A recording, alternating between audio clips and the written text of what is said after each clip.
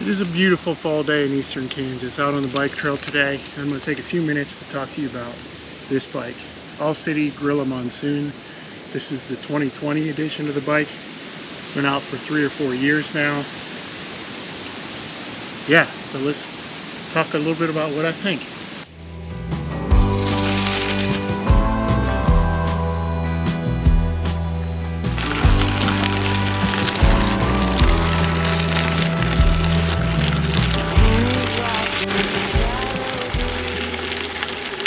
Something a little bit different today. Wanted to spend some time talking about one of the bikes that I'm riding right now, and that's an All City Gorilla Monsoon. My Gorilla is a 2020 model year, I believe. It's got a green and blue color fade to it. It's a steel frame bike from All City, and something that I actually originally purchased with the intention of being my bikepacking bike.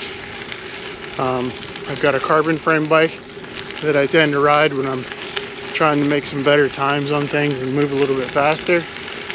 And my original intention was to buy this for rides where I'm trying to stay a little more comfortable, a little more upright. It can handle the load, had better tire clearance.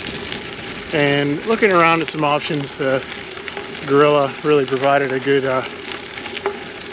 combination of those factors. So yeah, let's talk a little bit about the Gorilla Monsoon, some things I like and don't like. After a year and a half or so of riding this bike, I feel pretty good, saying that a pretty good handle on the bike, what it offers and what it's good for, what it's maybe not as fit for.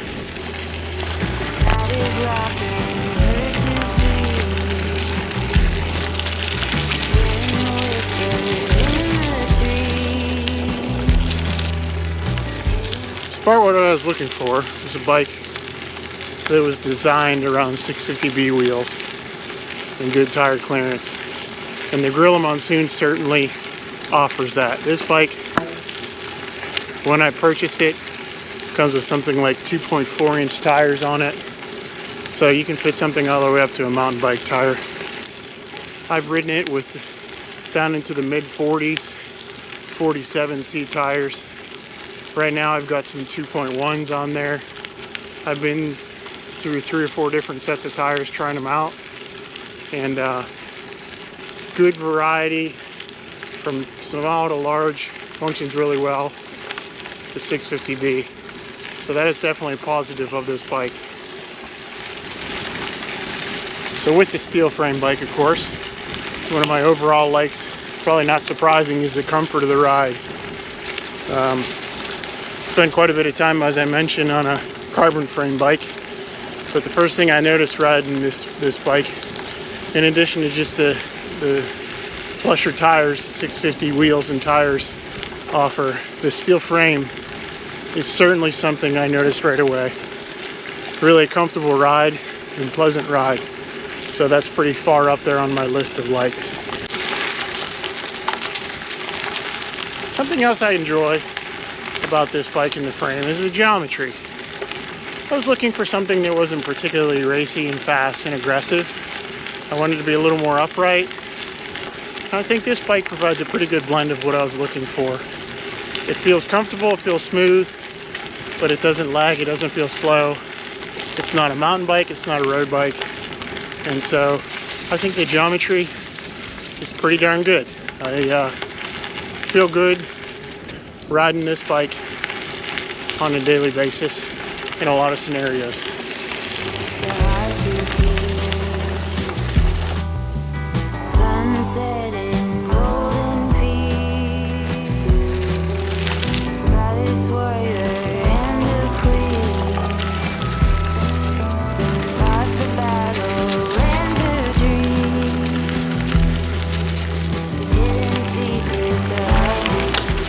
Something I fall somewhere in the middle is the gearing on this bike. It comes with SRAM Apex 1x system, and for some of the rides I feel pretty darn good about the gearing and the ratio it comes with, and that's generally when I'm on a bikepacking trip, which was my original intention, so that makes sense.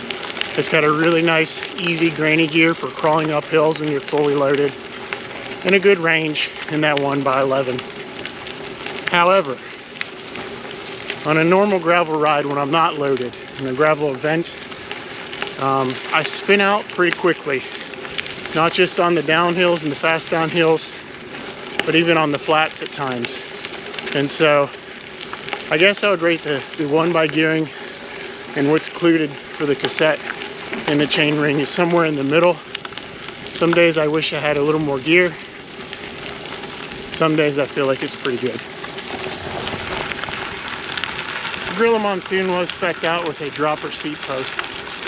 Kept the dropper post on there for about a year, a little less than a year. And what I noticed, the part of the country where I live in Kansas, I really just didn't use it enough to justify the complications of having it, the weight of having it. And I started to have a few issues with it. So I ended up switching it out for a Whiskey carbon seat post. Saved quite a bit of weight with that change. And I really haven't missed it, with the exception of a few events out west, mountainous area where you see long, steep descents. And there were some times when I wish I had that dropper. But for the most part, for me, for where I ride, the dropper just wasn't really something I took advantage of. Especially given that this bike, the primary use for me was a bike packing bike. And of course, the first thing I do is strap on a large seat bag that makes the dropper post non-functional. So, mixed feelings on the dropper. Could be great for some, probably not necessarily what I need.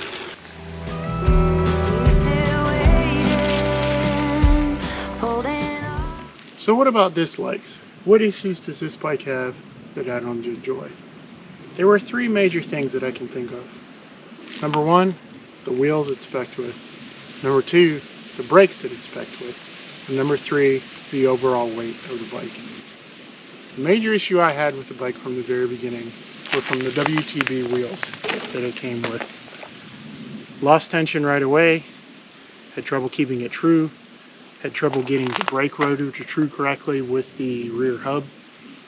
The problems were pretty much endless, and I've heard that issue from a number of folks as well with these WTB wheels. So one of the first upgrades I made to this bike was to get rid of those wheels and buy some carbon wheels. Number two, brakes. Mechanical disc brakes like the Hayes brakes that came on this bike are not my favorite. The braking power that's available for those brakes was just not sufficient. I'm a bigger guy, as you can see, I'm heavier, and so having braking power, especially when bike packing with a lot of weight, is something that I value quite highly. And mechanical disc brakes that came with it just aren't cutting it. So, one of the second things I upgraded on this bike was upgrade to a hybrid set of Yokozuna Ultimos, which are those hybrid brakes that are cable actuated hydraulic brakes, which are a really great option. They offer the braking power of a hydraulic brake, but you don't have to worry about bleeding the lines, etc. Number three, the overall weight of this bike. Spec'd out as is, when I picked it up, the bike was over 29 pounds. I made some changes to the bike, wheels, tires, carbon seat post, brakes, a few other things that brought that weight down, but it's still a significantly heavier bike than I'd like to see. Now you're always going to have weight associated with having a steel frame bike, especially one that's built pretty ruggedly like this bike is. And so from that aspect of things, you just have to know what you're getting into and what you're signing up for with this bike.